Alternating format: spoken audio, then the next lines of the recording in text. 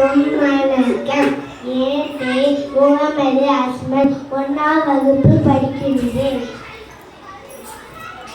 சின்ன கிராமத்துல ஒரு பாட்டியும் ஒரு அண்ணாவும் ஒரு தங்கச்சியும் இருந்தாங்களாம்.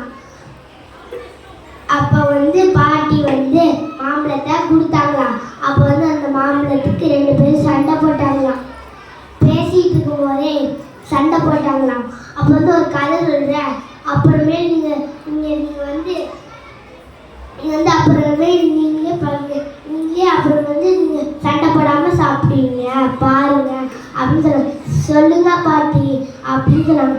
ஒரு கிராமத்துல ஒரு கால்நடை காத்தவர் இருந்தாராம். கால்நடை காத்தவர்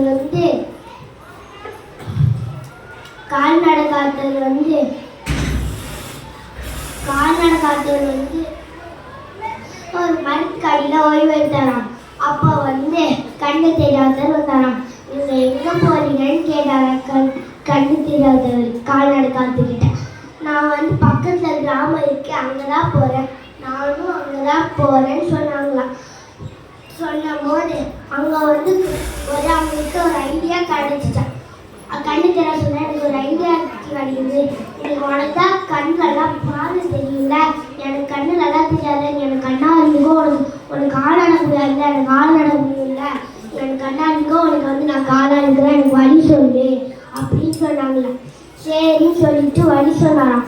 அவங்க கொஞ்சம் தூரம் போகும்போது ஒரு ஒளி அடிச்சிடேன். அந்த ஒளிக்கிட்ட போகும்போது அவங்க ஒரு பானையில நிறைய தங்க காசு இருந்துச்சான்.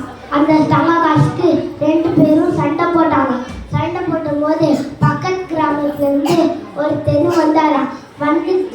போது பகிர்ந்து கொடுத்தாராம். இது என்ன தெரியும்னா, எதா இருந்தாலும் எல்லாருக்கும் பகிர்ந்து கொடுக்கணும், சந்தோஷமா இருக்கணும்.